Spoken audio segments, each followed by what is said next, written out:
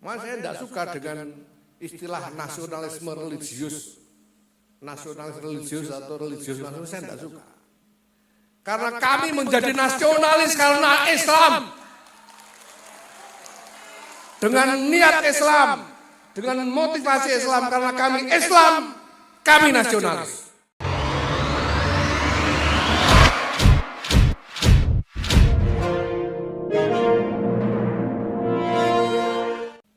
Assalamualaikum warahmatullahi wabarakatuh.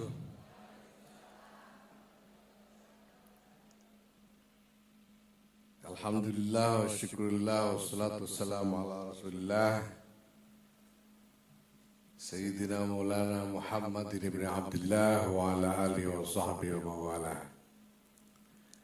Amma ba'd. Para kiai, para ulama yang saya hormati, Kiai Muhammad Mustafa Aqil Siraj, tadi ada Kiai Afifuddin Muhajir dan lain. Yang saya hormati Ketua Umum, Pelaksana Tugas Ketua Umum Dewan Pimpinan Pusat Partai Persatuan Pembangunan dan seluruh jajaran kepengurusan Dewan Pimpinan Pusat Partai Persatuan Pembangunan. Yang saya hormati para hadirin, para kader P3, selamat datang di abad kedua Nahdlatul Ulama.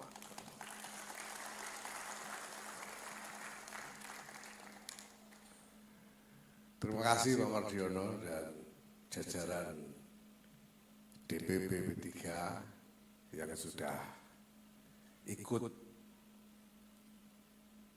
hormat hari lahir 1 abad Nahdlatul Ulama dengan menyelenggarakan haflah pada malam hari ini.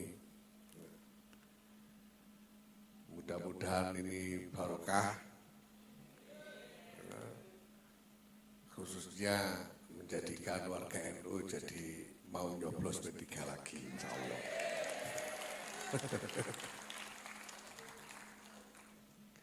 Karena intinya malam ini memang itu. Ini dikasih judul pengajian budaya segala macam, ini nakal-nakalannya ide aja. Intinya itu.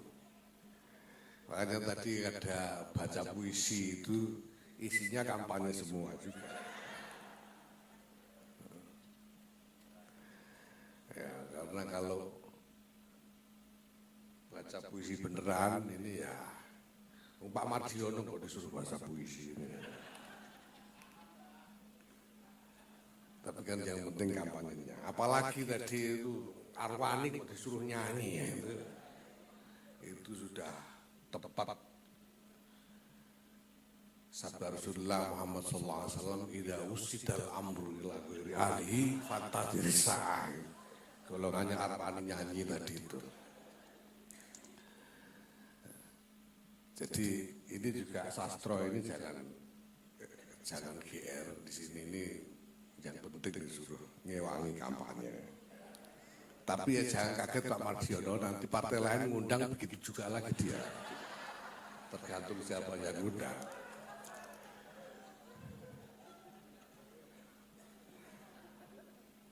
Bapak Ibu sekalian yang saya hormati,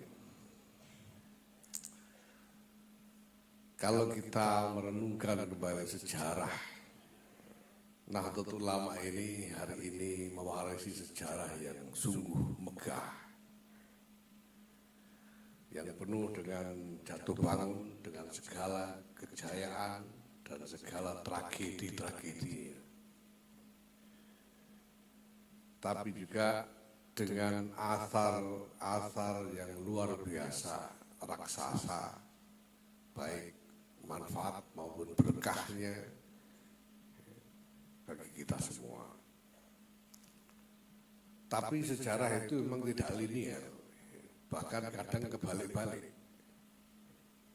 Dulu itu yang ngajak keluar dari Masyumi, NU keluar dari Masyumi, itu Kiai Abdul Wahab Hasbullah, kakeknya Rombi, Gus Rombi, kakeknya Gus Romahur Muzi.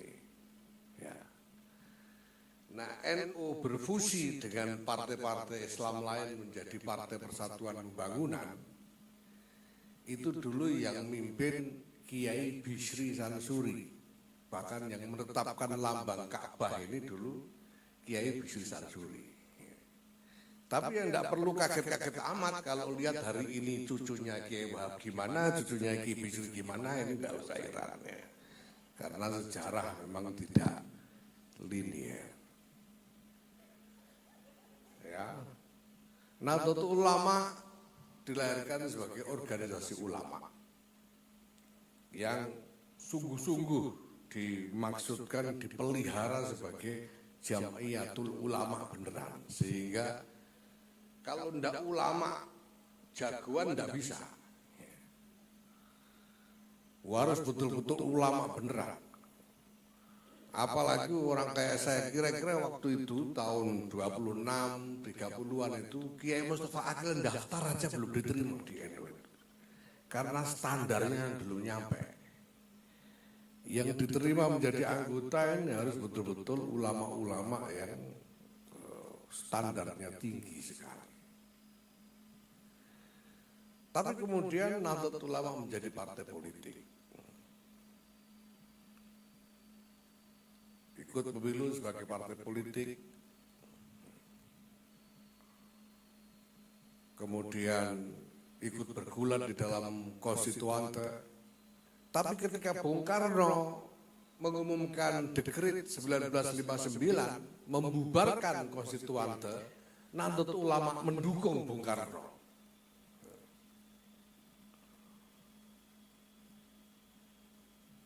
Nah, belakangan ketika Orde Baru menggantikan Orde Lama, Nahdlatul Ulama mendukung Orde Baru, ikut mendirikan Orde Baru. Tapi ketika mau diajak ikut berkuasa atas Orde Baru itu, Nahdlatul Ulama tidak mau. Kiai-kiai kita pada waktu itu tidak mau. Dan kemudian dilakukanlah fusi tahun 1973. Ada NU, PSII, Perti, dan lain sebagainya bergabung menjadi satu, jadi Partai Persatuan Pembangunan. Nah, ini juga satu fase sejarah tersendiri.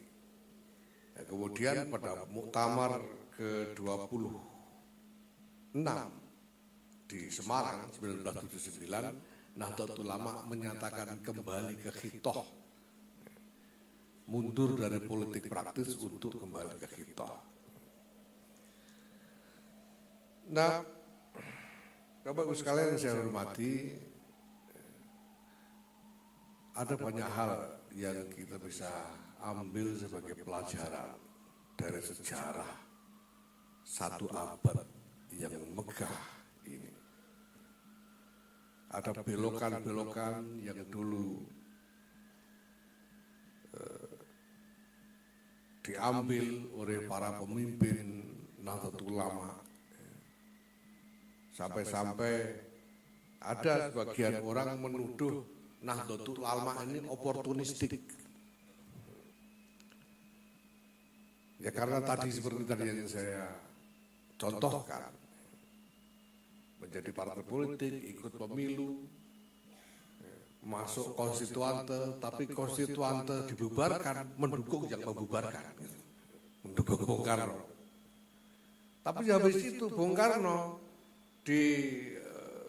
dijatuhkan karena peristiwa PKI. Nahdlatul Ulama ikut melawan PKI, ikut mendirikan Orde Baru.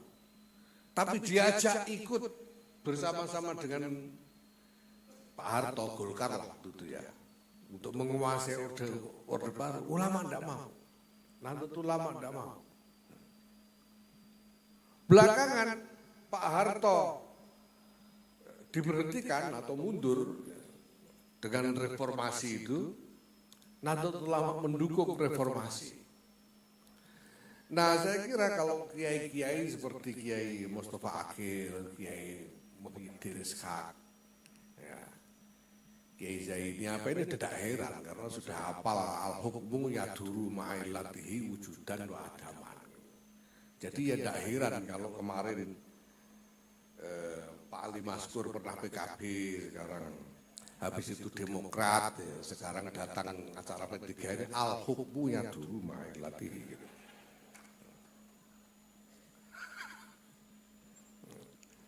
Ya saya tahu ini Kiai Mustafa Akhil ini walaupun sambil takut-takut dulu juga PKB juga tadinya.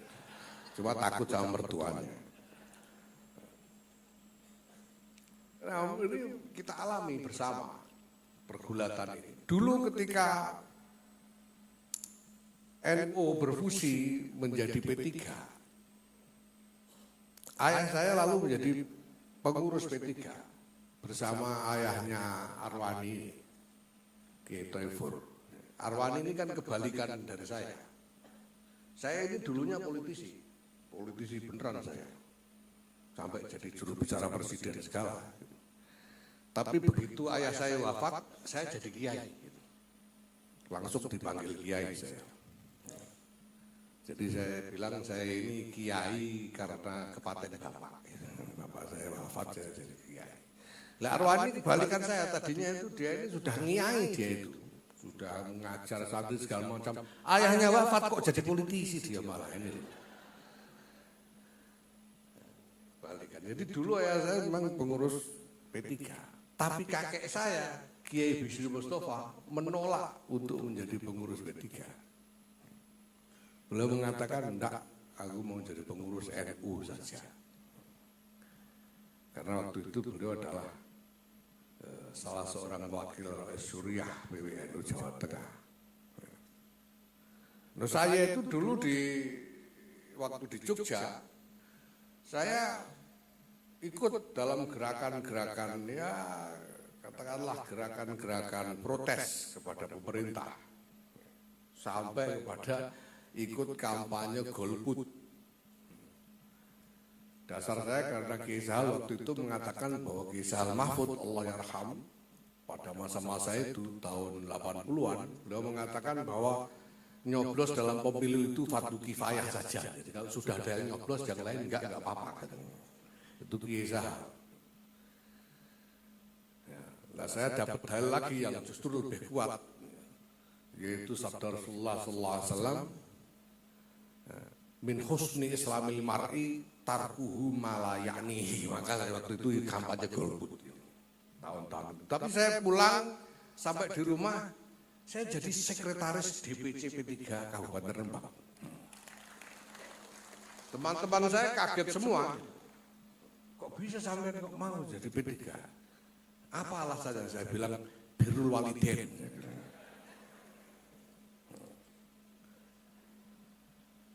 Nah, Bapak Ibu sekalian saya hormati, yang kita butuhkan sekarang adalah pertama, bagaimana kita memahami ya, yang biasa disebut orang sebagai benang merah. Saya tidak tahu asal usulnya istilahnya apa. Ya. Mungkin malam ini Pak Mardiono lebih suka menyebut benang hijau. Jadi apa sebetulnya yang konsisten? Karena di dalam pandangan para ulama sendiri, walaupun hukum itu bisa berubah karena perubahan ilat, tapi ada nilai yang konsisten di situ. Ini yang harus kita pahami. Apa sebetulnya nilai konsisten dari Nahdlatul Ulama? Walaupun pernah jadi parpol, pernah begini, pernah begitu, tapi apa yang konsisten di situ? Ini yang perlu kita pahami. Nah kalau kita perhatikan sejak awal, maka sebetulnya Nahdlatul Ulama ini didirikan karena ghirah. Pertama-tama karena pemahaman, kesadaran dari para ulama tentang berakhirnya suatu era peradaban di dalam sejarah Islam sesudah Perang Dunia Pertama. Dan kemudian ghirah untuk merintis peradaban yang baru, merintis peradaban yang baru di bawah kepemimpinan ulama. Karena sudah lama sekali berabad-abad, mungkin sejak pertengahan periode Umayyah, sekurang-kurangnya, peradaban Islam itu dipimpin oleh politisi dan pemimpin-pemimpin militer. Nah, ini kakeknya Gus Romi ini yang punya gagasan, berinisiatif, yang kemudian minta persetujuan dari guru beliau, Kiai Hasyim Asy'ari, yang kemudian beristisyarah kepada gurunya lagi, Kiai Syekhona Khalil bin Abdul Latif Bangkalan, untuk mendirikan Nahdlatul Ulama ini sebagai rintisan peradaban di bawah kepemimpinan ulama. Jadi kalau sebelumnya sekian lama dinamika peradaban Islam itu dikendalikan dan dipimpin oleh politisi-politisi dan pemimpin-pemimpin militer, para muassis Nahdlatul Ulama pada waktu itu berpikir untuk merintis sesuatu bagi peradaban masa depan di bawah kepemimpinan ulama. Itu sebabnya sejak awal standar ulama ini sangat dipentingkan. Dan kalau kita lihat sampai sekarang, benang hijau dari Nahdlatul Ulama ini adalah bahwa ulama adalah pemimpin terdepan dari perjuangannya. Ini yang tidak pernah lewat. Jadi partai yang nurutnya sama ulama, tidak jadi partai yang nurutnya sama ulama, dukung Bung Karno ya karena nurut sama ulama, dukung reformasi juga karena nurut sama ulama. Ini Nahdlatul Ulama, tidak berubah sampai sekarang. Jadi ulama didudukkan dalam posisi kepemimpinan peradaban. Walaupun realitas Nahdlatul Ulama sendiri mungkin bisa berubah-ubah. Yang tadinya organisasi yang sangat eksklusif, hanya kiai beneran saja yang boleh jadi anggota, lalu jadi partai politik, menjadi organisasi massal, siapa saja yang mau nyoblos gambar jagat dianggap NU. Yang tadinya yang pantas ngaku NU ini, yang dianggap pantas ngaku NU itu cuma santri-santri, yang kalau ngomong Wallahul muwaffiq ila aqwamit thoriq fasih beneran. Sekarang ini semua orang dari segala macam bisa ngaku NU. Siapa saja bisa ngaku NU, merasa NU, dan kita tidak bisa menghalangi. Karena orang-orang ini kalau dituduh enggak NU juga pasti ngamuk. Karena dia beneran merasa NU. Kalau dulu orang-orang NU tempatnya di pesantren-pesantren, di masjid-masjid, di langgar-langgar, sekarang terminal-terminal itu penuh dengan orang NU. Pasar-pasar penuh dengan orang NU. Nah, saya bilang jangan-jangan banyak juga copet-copet yang merasa NU juga gitu. Jangan-jangan gitu. Karena sudah begitu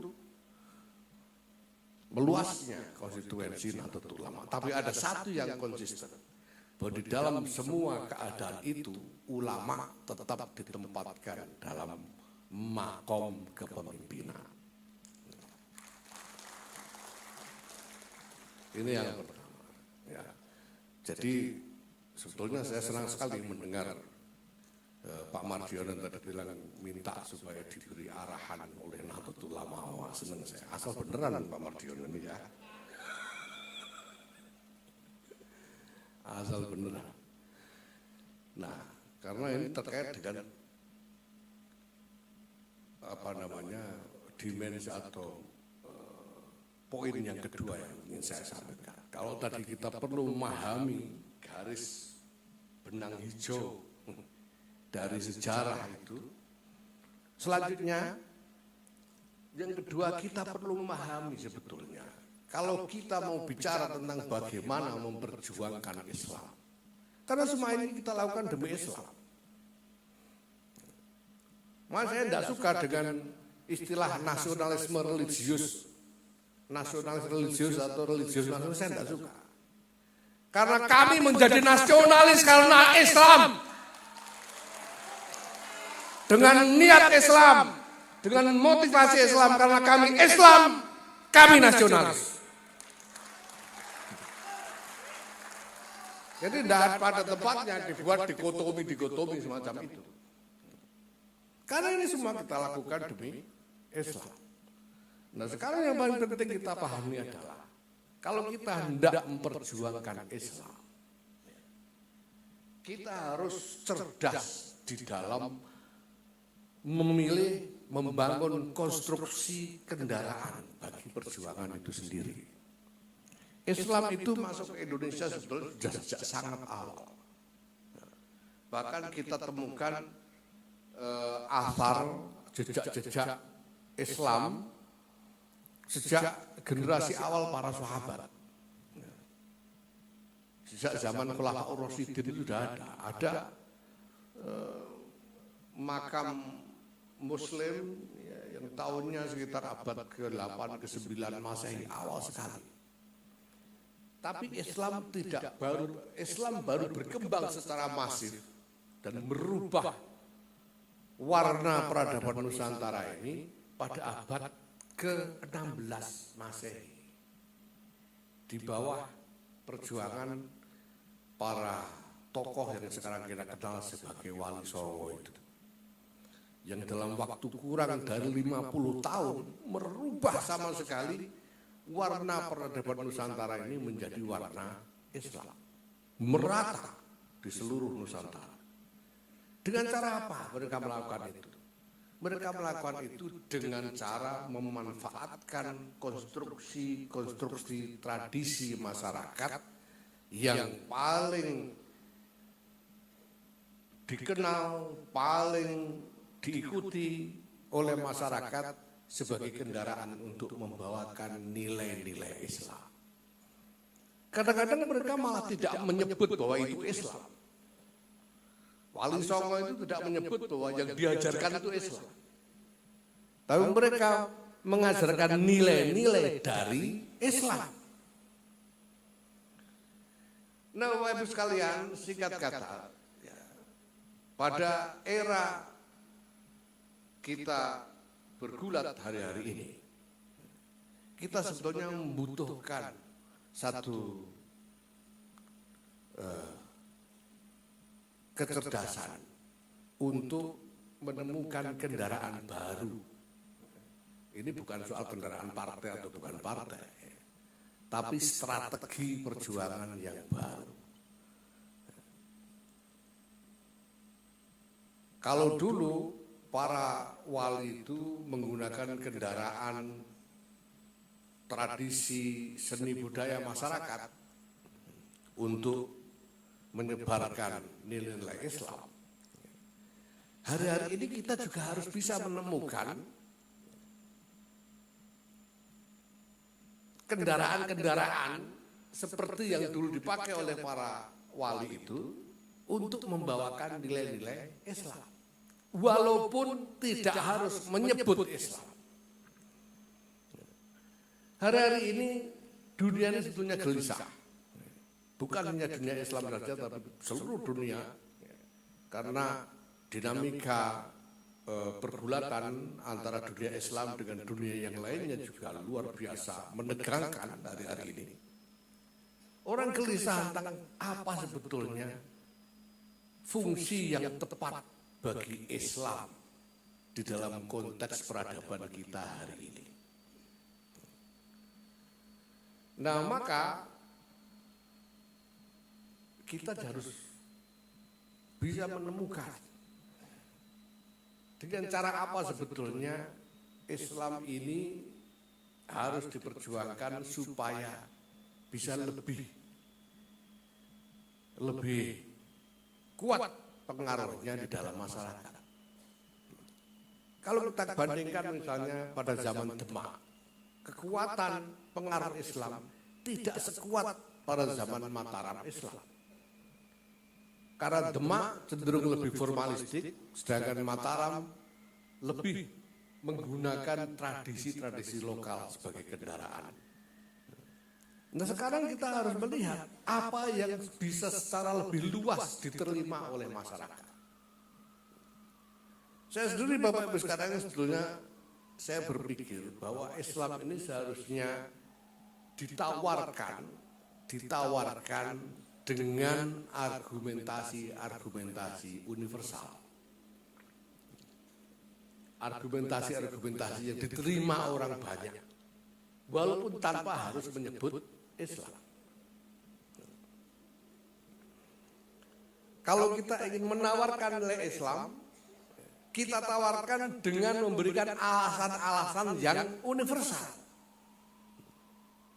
Jadi tidak melulu harus dengan dalil-dalil, karena sebetulnya di dalam masyarakat kita ini,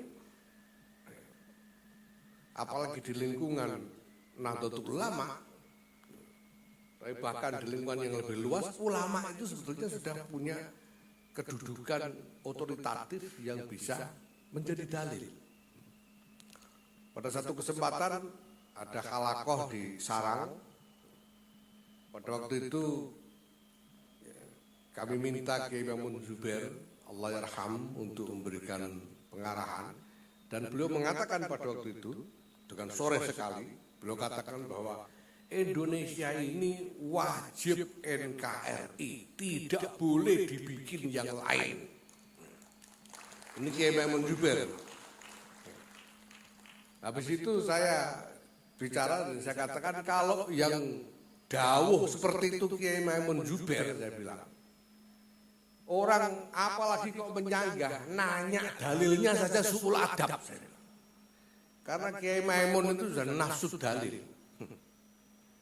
Jadi kalau dulu Kiai Muhammad Hasyim Asy'ari, Kiai Hafizullah dan lain-lain ikut mendirikan negara kesatuan Republik Indonesia, tidak usah nanya dalilnya. Ya itu dalilnya Kiai Hasyim.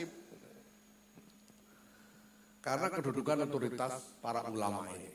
Maka sebetulnya ulama-ulama kita ini bisa menawarkan Islam, nilai-nilai Islam ini tanpa harus dengan membuat alasan-alasan simbolis Islam itu sendiri, tapi bisa menawarkannya dalam kemasan yang universal.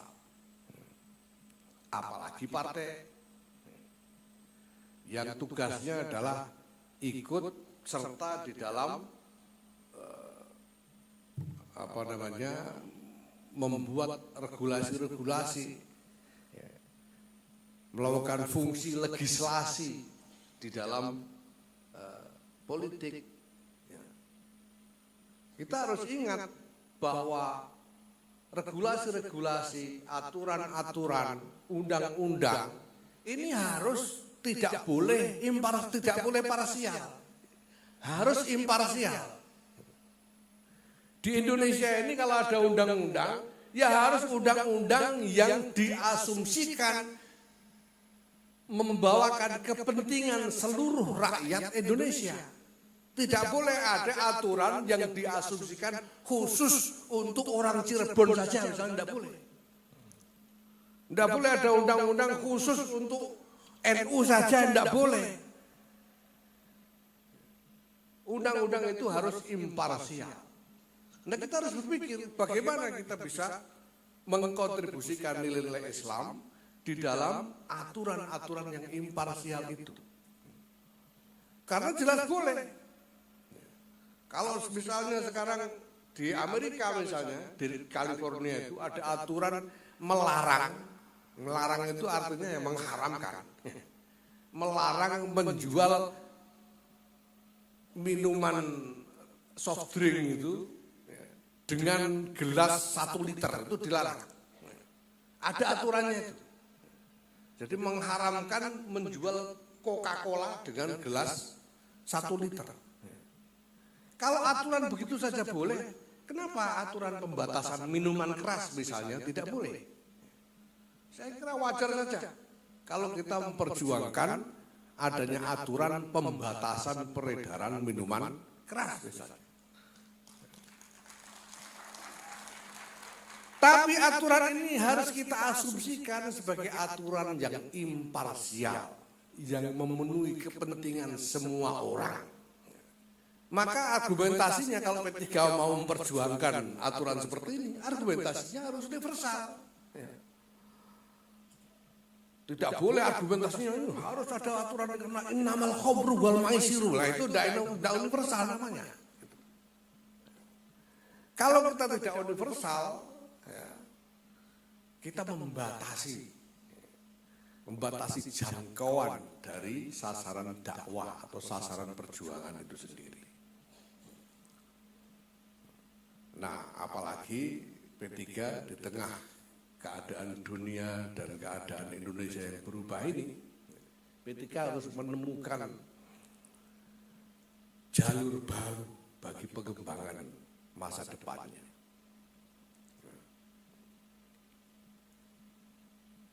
Waktu saya diundang untuk Harlah P3, saya kira tahun kemarin ya, di Malang itu saya tidak tahu panitianya siapa itu. Tagline-nya itu jalan pulang ke Ka'bah. Tagline-nya itu Harlah. Saya bilang kepada teman-teman ini kok jalan pulang ke Ka'bah itu yang disuruh pulang siapa? Oh, orang P3 yang dulu keluar masuk partai lain itu sekarang sudah hampir semuanya sudah meninggal. Sudah tidak bisa pulang lagi. Terus yang disuruh pulang siapa? Saya bilang yang harus ditemukan sekarang adalah tagline yang bisa mengajak konstituensi baru. Maka P3 harus ingat,